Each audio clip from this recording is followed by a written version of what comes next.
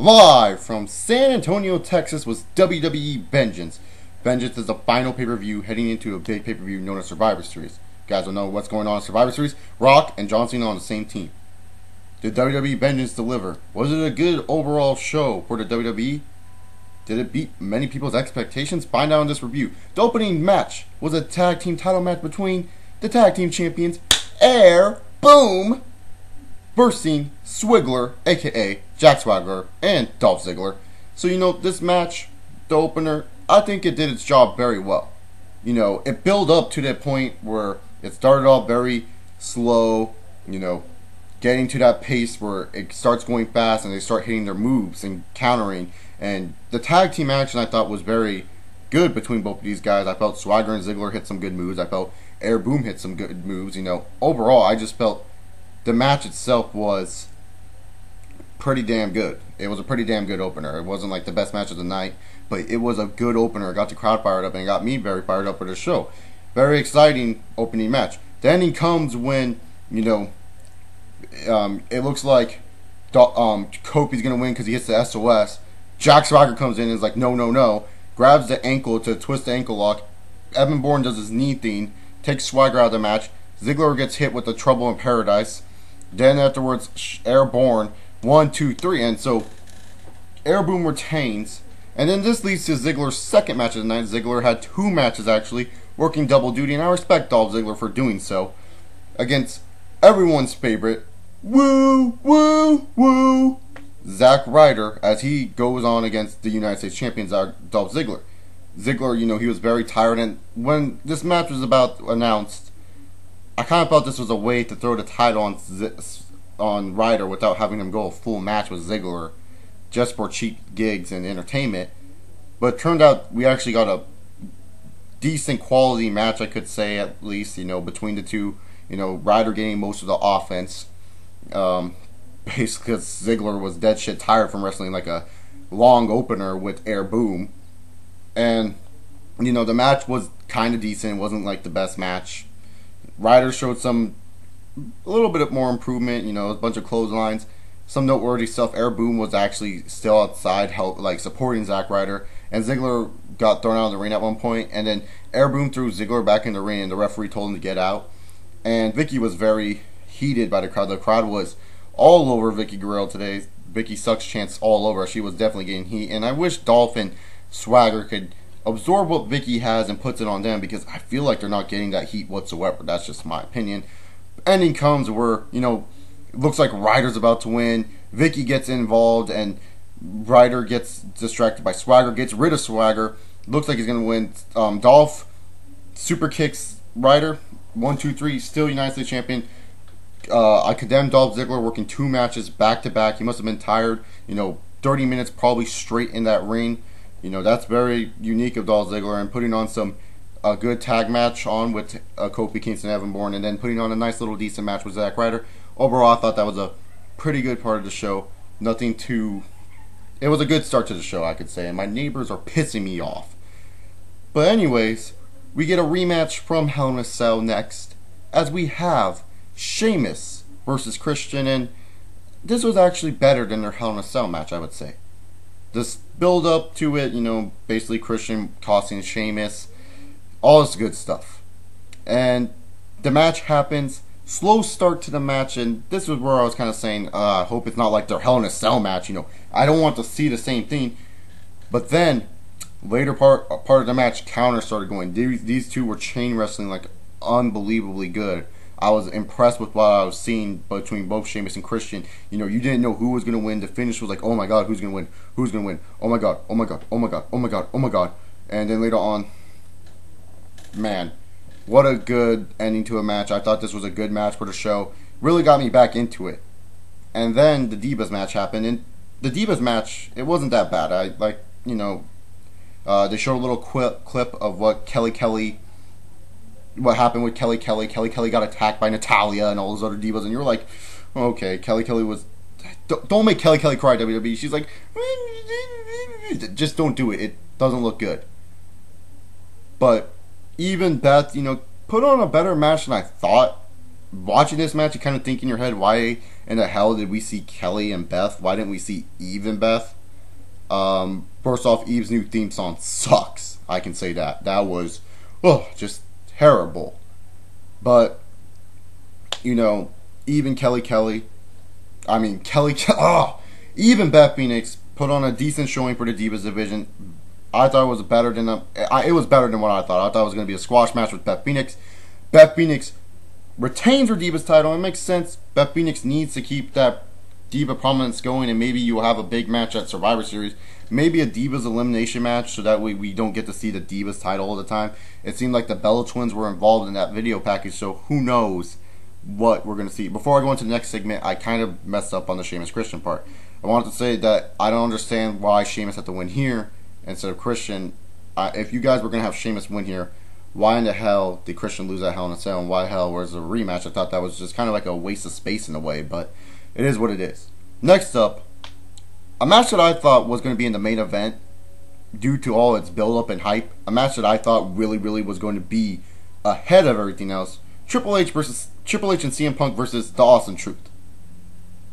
And really, the video package for this was very long, and you really thought this was going to be the main event, but it ended up not being the main event, and I don't know why it wasn't the main event, but hey, it is what it is. And Triple H and CM Punk and Awesome Truth, I'm not going to sugarcoat it. This was a low point of the show, and I'm not going to lie. This match really did not have my interest. It was getting to that slow point, but it never really seemed to pick up. It just kind of stayed slow throughout the whole match, where it was just like, God, how long is it going to go? Miz and R-Truth didn't really act like a heel tag team. CM Punk and Triple H were acting more like the heel tag team than R-Truth and The Miz helping each other out when Triple H was doing the Finger 4. It just really did not make sense to me, and it was really a match where it was like, it just wasn't my favorite tag match. I was expecting a lot more for these guys. Ending comes when, Triple H was about to, Triple H was fighting R-Truth on the outside. CM Punk was taking care of The Miz, hitting his finishing combo, and then all of a sudden, Big Daddy Cool, baby, Big Daddy Cool comes in there, man, decides to destroy Triple H. Then afterwards, R-Truth caught CM Punk from the GTS. Skull-crushing finale. CM Punk gets pinned because Triple H can't get pinned on pay-per-views, brother. Miz and R-Truth actually win. Wrong on that prediction, but hey, it is what it is. And then afterwards, we see Big Daddy Cool. Woo woo! Boom! Jackknife Triple H. Obviously setting up something for Survivor Series between these guys, and I wouldn't be surprised if it was part of the main event match with Cena and Rock. But we will have to wait and see. Then we move on to Randy Orton versus Cody Rhodes, and this match was pretty good. And the only thing I want to say is, how much more would it have meant if the IC title was actually on the line for this? How much more do you think this match would have been interesting? I'm not saying I wasn't. The feud itself was, I felt, properly structured. I thought it was very well done. But I'm just saying, how much more interesting it would have been if that IC strap was on the line. And in fact, like I said in the recent video I made, that Randy Orton is a former Intercontinental Champion and was a long-reigning Intercontinental Champion. The prestige for that belt would have went bam. I mean, yeah, Cody's still the champ, but wouldn't it have been cool to see Cody Rhodes go over Orton now? I understand why Orton went over here.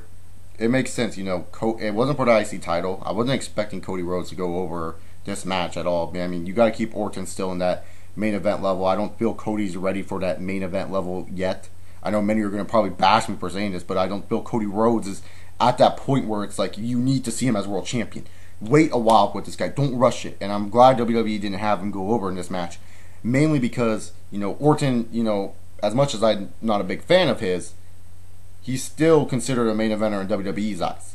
He's still considered a top guy to them. And you can't have him lose to Cody Rhodes. Now, if it was for the IC title and they were doing a mid-card feud and this was building up until a WrestleMania, or maybe building up for a long time, then I could see Cody Rhodes winning. But since no belt was on the line, and since you need to keep Orton ready for that world title scene when needed, you have to have Orton win this match. So I felt Randy Orton was, I guess, the right guy to win this match, but I just wish the IC title was on the line just to bring the prestige back to the belt. Pretty much how I had to see it there. Then we go on to the World Heavyweight Championship match. And now, maybe if this was back in 2007, young Chase, I would bash this match. I would say this match was terrible. I know many people are probably only going to talk about the ending of this match, but let me just tell you guys. I enjoyed this match between Big Show and Mark Henry. It really picked up the show with Orton and Rhodes. You know, Triple H and CM Punk, that tag team match really brought down the show because it's like we've already seen this Kevin Nash stuff before. Orton and Rhodes was a nice little match to hype me up again. But then this match happened, and not just because of the ending. The whole match itself was very good. It had me on the edge of my seat because I really thought Big Show at one point was going to win the match. Now, Big Show and Mark Henry, I felt they did a good job. Both men built themselves up. They worked well in the ring together, I feel. You know, I didn't think they did a bad job at all. I feel this was a nice little match to watch. It was by any means not the best technical match ever, but it certainly wasn't as boring as I think many people are going to put it out to be. I really did enjoy this match. I really thought it was good. You know, they really did pull different stuff. There was some stuff you're like, wow, I couldn't believe Big Show did that. And then the ending happened. And the ending, probably people are going to talk about this match, are going to remember this match for, and it's the truth. What happened was they pulled the old Brock Lesnar Big Show 2003 SmackDown, where Mark Henry superplexed the Big Show, the ring breaks. Now, I'm not going to totally trash this. You know, many people are going to be like, oh, we've seen this before. Yeah, we've seen it before, but many have not seen that before. Many have not lived through that moment. It was cool living through that moment. It's not like we see this every time where they use that ring gag, making it break. It's good to, like, use moments rarely every once in a while. I mean, it gets boring when we have to see in Hell in a Cell every year. You know, Hell in a Cell should be something every 4 years where you get pumped up to see that match structure again. Or Elimination Chamber, every year we have to see it. You know, it doesn't make us excited for Elimination Chamber. It makes us like, oh god, it's another Elimination Chamber match. This is cool because we haven't seen, you know, a bump like that or a spot like that in a long time. So it was a nice, refreshing thing to see and brought back a little good old memories, as I should say. You know, I personally thought it was a cool moment. And the match ends up in a no contest pretty much after Mark Henry superplexes the Big Show and the ring breaks. Ends in a no contest. So people are wondering, wait, there's one more match. How's this match going to happen? Well, you know what? My buddy John Laurinaitis will tell you. John Laurinaitis here. John Laurinaitis says this match will continue. Because I'll give you guys, I want what I want, no, what you guys want. Got a botch on the mic, but it doesn't matter because I'm John Laurinaitis shit. You guys are going to get this WWE title match right now. John Cena, rise above the hate, hustle, loyalty, respect. You got a new t-shirt. That was legit. But besides that, John Cena, new t-shirt, fresh out, camel pants, new attire, versus the reigning champion, Alberto Del Rio, in a match that very surprised me a lot. You know, it was a unique concept to have the show continue with that broken ring. I thought that was very unique. That's what made me kind of like this show a little bit more. Very unique. And this match, you know, it kind of didn't feel like a last man standing match for the longest time. But then later on, building up throughout the match, it started becoming a last man standing match. And it was a match that I thoroughly enjoyed. It was a match that I did like. You know, I feel Cena works good in last man standing matches, in my opinion. One of his better match types that he can work in. And very good gimmick match, in my opinion, near the end. It went a long time. And actually, you know, normally WWE pay-per-views finish around, for my time, because I live in California, 7:45. This went on to like 7:58. We can barely say that. So they almost gave us a full it was almost a full pay-per-view. We were just 2 minutes shy of that. But, damn. This match was entertaining at the end. You know, it's picking up. I like how they used the broken ring. The ending comes where Cena, he does that spot with the steel steps. AA is onto the announce table, the Spanish announce table. Then afterwards, it looks like all Del Rio's done. Fuck this. Internet smarts are going to get pissed off because Cena, the 13th-time world champion. And then all of a sudden, Awesome Troop come out. And I'm not going to be too picky on this. The reason being is, you can tell it's probably going to build something up for Survivor Series. Awesome Troop come out, beat down Cena, take Cena down. Cena gets back up though because he's Super Cena. You can't have Cena get beat down by two guys. Cena gets hit with the hubcap, aka the title belt, by Alberto Del Rio. Gets counted down for 10, and Alberto Del Rio is still your WWE champion.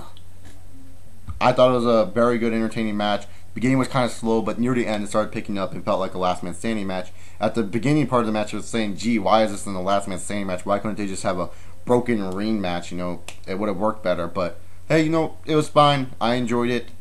And now my overall thoughts on the show. My overall thoughts on the show, I thought it was pretty good, except for the tag team match between Triple H and CM Punk. You know, the tag team match really, really just brought me down. I don't know why. It just didn't keen my interest that much. Some of the show was kind of entertaining. You know, I'm not saying it was an overall entertaining show. There were some parts where I was just like, God, you know, let's rush through this. I want to see more and more and more. But sometimes it was like some matches, like Christian versus Sheamus. We've seen that on the pay-per-view before. It was almost looking like the same match until the end. It was like the same result. It just kind of felt, why was this needed on the card? Orton versus Rhodes, we've seen that a lot of times on SmackDown. It's like, I just felt the IC title should have been involved. But it was still a good match nonetheless. Both Christian Sheamus and Orton Rhodes were good matches.